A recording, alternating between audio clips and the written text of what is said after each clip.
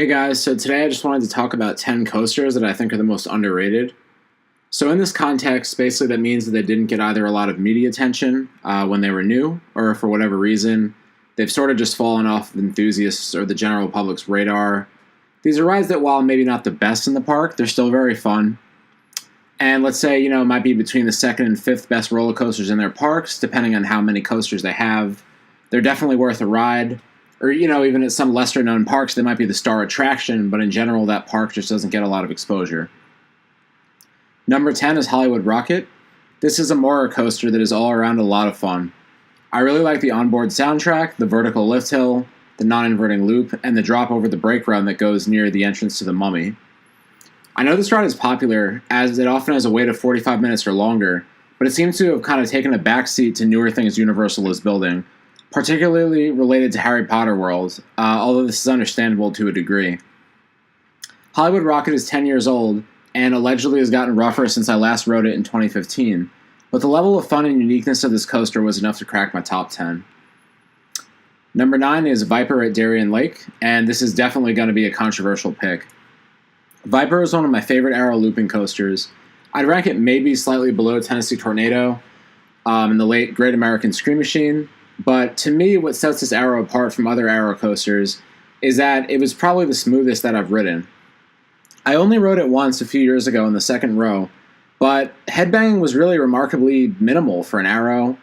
The first drop, it's a nice float. It had a fun batwing inversion, and I also thought that although the coaster was short, it was relatively well paced. I'm not sure if I got lucky, but the ride was also a walk-on when I rode it in May 2015, so that was a nice bonus as well. I wouldn't say it's the best ride in the park. That award obviously goes to Ride of Steel.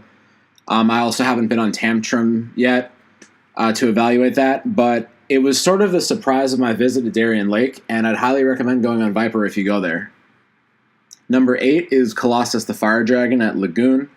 This is my favorite Schwarzkopf coaster, and until a little over a decade ago, it was the largest ride at Lagoon.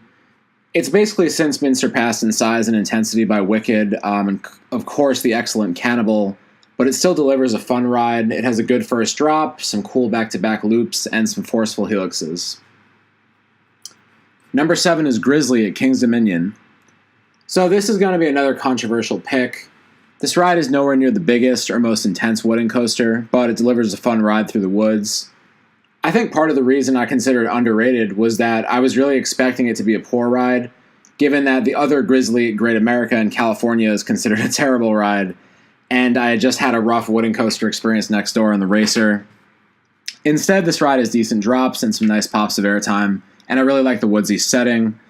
I was surprised to see that the ride actually made the Amusement Today top 50 for wooden roller coasters, and again, of course, it's all contextual. While it's nowhere near as good as the roller coasters ranked higher on that list, it does warrant a ride if you're at King's Dominion. Number 6 is the Cyclone at Lakeside Amusement Park. This is in Lakewood, Colorado. So this is a classic wooden coaster. It has pretty average stats at 80 feet tall. It delivers an enjoyable, if somewhat rickety, even for a wooden coaster experience. I really like the first twisting drop. There were decent amounts of pops of airtime, and despite the fact that it's only 2,800 feet long, the ride feels pretty well paced. On a side note, if you're in the Denver area, just go to Lakeside to get the credit, because this park is basically falling apart otherwise. It's extremely run down. I'd question the safety of some of the rides. They do seem to take decent care of the Cyclone, though, since it's sort of the crown jewel of the park. Number 5 is the Great Bear at Hershey Park. This is a really fun B&M invert that many people sort of overlook a little bit, given how great Hershey's coaster lineup is. It starts with a small pre-drop helix. It goes into a decently intense first drop and a big loop, where the ride really delivers one of the loudest B&M roars I've ever heard. It's cool, and it adds the perceived intensity of the coaster. Overall, I think it's a really fun ride, and it's sort of just simply outclassed by other top B&M inverts, like Alpengeist, Montu, Afterburn, presumably Banshee as well, although I haven't gotten to ride Banshee yet, so that's sort of TBD. Number 4 is the Steel Eel at SeaWorld, Texas. This is a fun Morgan out-and-back coaster. It's similar in design to other Morgans like Steel Force, Wild Thing at Valley Fair, and Mamba at Worlds of Fun. Despite being only 150 feet tall, I think this ride is just as fun, if not more fun, than the rides I had on Steel Force at Dorney Park. There's a lot of fun airtime hills, and the ride is pretty smooth. I also barely waited when I went, and I'm not sure if that's because SeaWorld is a little more low-key than the other SeaWorlds, or Six Flags Fiesta Texas is just a more popular park with the GP in the area. But either way, that was a nice bonus. Okay, number 3 is Goliath at La Ronde. Like Steel Eel, this is another almost hypercoaster that packs a punch above its size. Goliath has decent stats at 175 feet tall with a 68-degree first drop, and this ride delivers a ton of floater airtime, with a little bit of ejector mixed in as well. It also has a decent setting over the river, although part of the ride is basically in a parking lot. I know La Ronde gets a lot of hate in the roller coaster community, but I actually had a halfway decent time there when I visited, and felt that Goliath would be the main reason to visit the park, along with maybe Les Monstres, which is a decent wooden coaster. I was happy to see that this ride has made Amusement Today's Top 50 Steel Coasters list, meaning that it being less known than maybe some other B&M Hyper and Giga coasters is really more of a testament to the strength of those rides more than anything else, and not Goliath's ride quality, which is really pretty good. Number 2 is Dominator at King's Dominion. Relocated from the now defunct Geauga Lake in 2008 to King's Dominion, Dominator is one of the world's biggest floorless coasters at 157 feet. I went on this coaster in 2017 and really enjoyed it. It can be moderately rough, especially in the corkscrews, but it has a fun first drop and a massive vertical loop. The ride is also solidly paced. While it isn't really themed to anything, at least it's over a patch of grass, which makes the surroundings a little nicer than something like Scream at Six Flags Magic Mountain.